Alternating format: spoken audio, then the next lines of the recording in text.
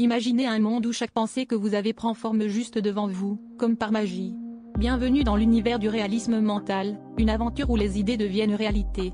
Suivez notre jeune philosophe, Max, qui se perd dans les méandres de son propre esprit, entouré d'objets aussi étranges qu'incroyables, sortis tout droit de ses rêveries.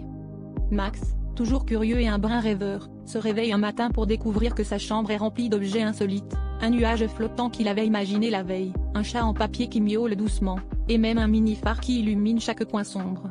Fasciné mais aussi quelque peu inquiet, il se rend compte qu'il doit naviguer dans ce monde où chaque pensée prend forme pour comprendre la véritable nature de la réalité. Alors qu'il explore cette nouvelle dimension, Max découvre que le réalisme mental n'est pas seulement un caprice de son esprit, mais une invitation à explorer les profondeurs de la conscience humaine. Il rencontre d'autres penseurs, chaque rencontre lui offrant une perspective différente, comme un miroir reflétant les multiples facettes de son imagination. Ces rencontres l'aident à construire une nouvelle philosophie, une fusion entre l'abstrait et le concret, le rêve et la réalité. Finalement, Max apprend à contrôler le flux de ses pensées, créant un équilibre harmonieux entre ce qui est réel et ce qui ne l'est pas. Il découvre que l'art de penser est une danse délicate entre l'esprit et le monde extérieur, où chaque idée a le potentiel de devenir quelque chose de tangible. Alors, qu'en pensez-vous?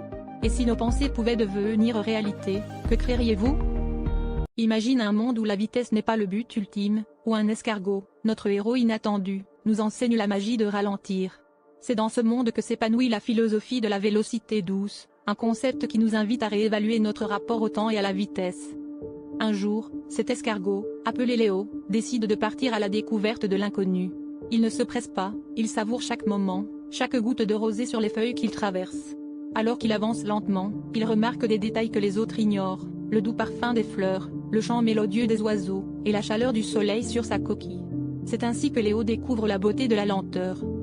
La vélocité douce n'est pas simplement un ralentissement physique, mais une invitation à vivre pleinement, à s'imprégner de chaque instant. Dans notre monde moderne, où tout va toujours plus vite, prendre le temps de ralentir peut sembler contre-intuitif. Pourtant, en suivant les traces de Léo, nous apprenons à apprécier les petites choses et à redécouvrir notre environnement avec des yeux neufs. Alors, la prochaine fois que la vie vous presse de courir, souvenez-vous de Léo l'escargot. Adoptez la vélocité douce et laissez-vous surprendre par tout ce que vous pouvez découvrir en prenant votre temps. Qui sait, cette philosophie pourrait bien faire de vous un explorateur du quotidien, un peu comme notre cher ami Léo. Imagine a universe where every twinkling star is a chapter in an endless cosmic library, waiting to be read by those curious enough to look up. Welcome to the enchanting world of astrobibliophilie, a whimsical philosophy that invite us to see the cosmos a grand collection of celestial stories. In this cosmic library, each star is a book, each constellation a shelf, and the night sky a vast reading room where tales of the universe are written in stardust. Astrobibliophilie is built on the idea that just a book holds the wisdom of humanity, the stars hold the secrets of the cosmos. Each star carries its own narrative, tales of its birth, its fiery life, and its eventual fading into the fabric of space. As we gaze into the night sky, we are not merely stargazing. We are opening a new chapter, diving into stories that have been unfolding over billions of years. It's like a cosmic bedtime story, whispered by the universe itself. But how do we, mere earthlings, read this stellar tome? Through the lens of imagination, of course. Astrobibliophilie encourage us to find connection between the celestial and the terrestrial, to draw inspiration from the constellation and apply their stories to our own lives. It's like the universe's way of reminding us that no matter how small we feel, we are part of something grand and mysterious, a never-ending story that we can both observe and contribute to. So next time you find yourself under a starry sky, remember that you are in the presence of an intergalactic library. Take a moment to lose yourself in the page of the cosmos, and let the stories of the stars ignite your imagination. After all, in the realm of astrobibliophilie, every glance at the night sky is an invitation to adventure, a reminder that the universe is not just a backdrop to our lives but an intricate tapestry of tales waiting to be explored. Imagine un monde où chaque rêve que vous faites la nuit prend vie au matin. C'est là que commence l'aventure de Luc, un jeune qui découvre le révélisme, une philosophie nouvelle qui redéfinit notre perception de la réalité. Le révélisme pose cette question fascinante, et si nos rêves étaient tout aussi réels que notre vie éveillée? Luc, perdu entre ses songes devenus tangibles et sa routine quotidienne, se retrouve à jongler avec des situations aussi merveilleuses qu'étranges. Un matin, Il se réveille pour trouver un dragon miniature volant autour de sa chambre, une création de son esprit endormi. C'est intriguant, mais aussi un peu inquiétant lorsque les rêves plus sombres commencent à apparaître. Le révélisme suggère que comprendre ses rêves peut mener à une meilleure compréhension de soi-même, mais il n'y a pas de manuel pour gérer un rêve qui devient réalité. Alors que Luke explore cette nouvelle dimension de sa vie, il rencontre d'autres révélistes, des individus qui ont accepté cette dualité entre illusion et réalité. Ensemble, ils tentent de naviguer ce monde où les frontières sont floues. Ils partagent leurs expériences, rient des situations absurdes, et se soutiennent face aux défis imprévus. C'est une communauté où l'étrange devient quotidien, et où chacun apprend à mieux comprendre les rêves des autres pour décrypter les leurs. En embrassant le révélisme, Luke découvre que la clé n'est pas de combattre ses rêves, mais de les accepter et d'y trouver du sens. Il réalise que les rêves, bien qu'éphémères, ont un potentiel immense pour enrichir sa vie éveillée. Dans cette danse entre le rêve et la réalité, Luke apprend à savourer chaque moment avec curiosité et émerveillement, se demandant toujours ce que la nuit suivante lui apportera. Et vous, que feriez-vous si vos rêves devenaient réalité? Imagine un monde où la richesse se mesure en rêve, et où chaque nuit peut changer ta vie. Bienvenue dans la rêvonomie, où nos aspirations nocturnes façonnent notre réalité diurne. Ici, les rêves ne sont pas juste des échappatoires. Ce sont des devises précieuses. Aujourd'hui, on suit Gustave, un marchand de rêves, dans sa quête du rêve parfait. Gustave parcourt la ville avec son carnet à rêves, échangeant des cauchemars pour des douces songes, des peurs pour des espoirs. Mais il a une mission bien précise, trouver un rêve qui capture l'essence de l'humanité, un rêve si parfait qu'il pourrait transformer non seulement la vie de celui qui le vit, mais aussi le tissu même de la société. Ce rêve parfait, c'est l'onirisme harmonieux, une théorie selon laquelle un rêve peut aligner les désirs individuels avec le bien-être collectif. Dans cette société fascinante, les rêves sont échangés comme des secrets murmurés à l'oreille. Gustave sait qu'il est sur la piste de quelque chose de grand. Il écoute attentivement, cherche le murmure d'un rêve porteur de paix et d'équilibre.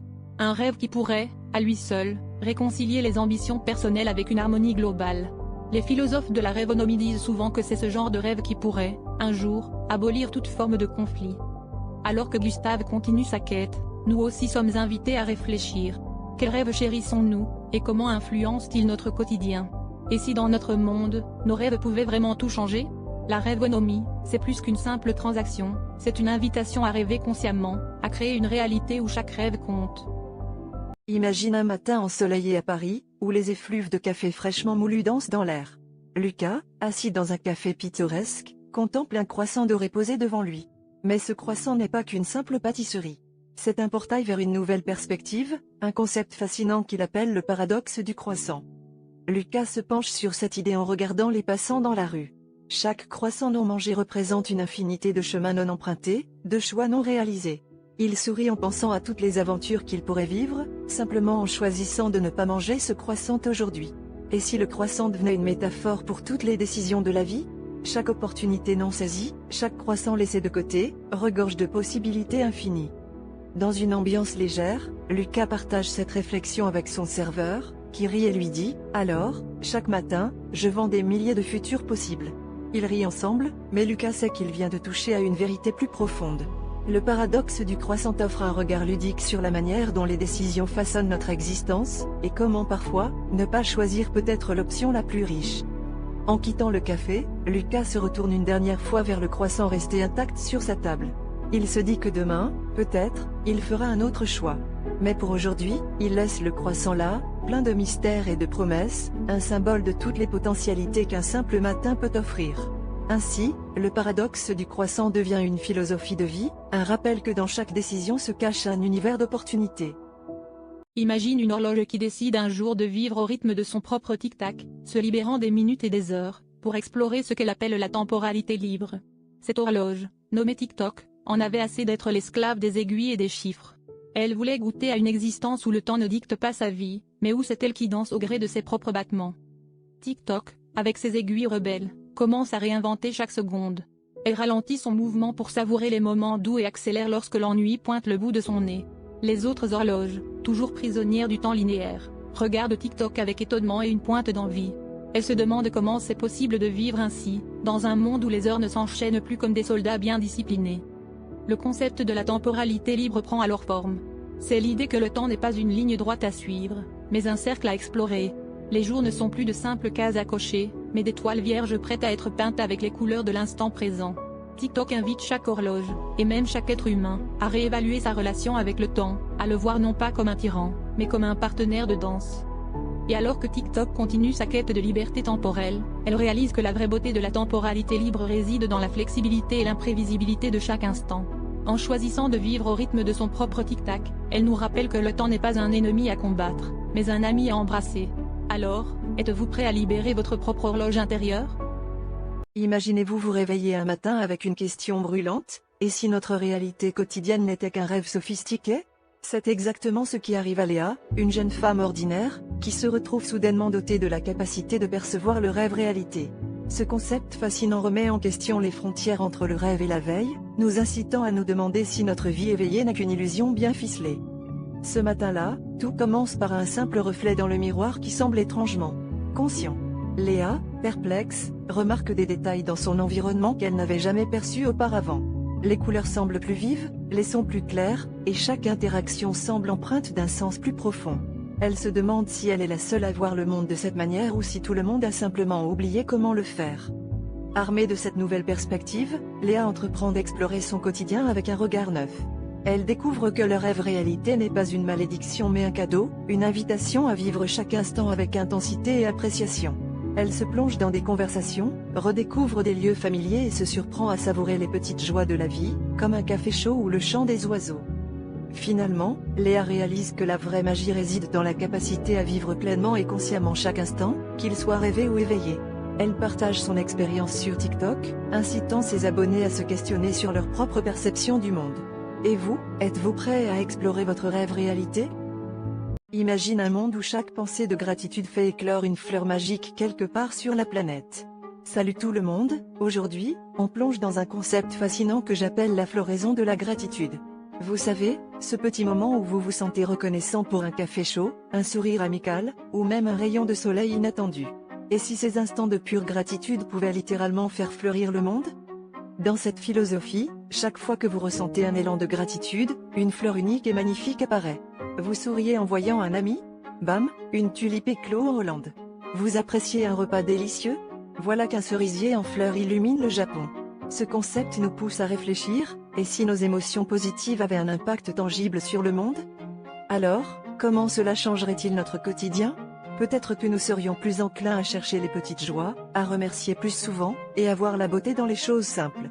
En cultivant la gratitude, non seulement nous enrichissons notre propre vie, mais nous contribuons aussi à la floraison globale. C'est une invitation à transformer nos pensées en un jardin universel de fleurs magiques. La floraison de la gratitude nous rappelle que chaque pensée positive compte. C'est une façon ludique et poétique de réaliser l'impact de notre état d'esprit sur le monde.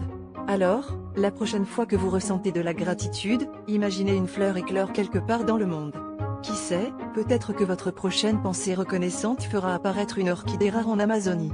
Allez, partagez ce concept et semons ensemble un tapis de fleurs de gratitude à travers le globe.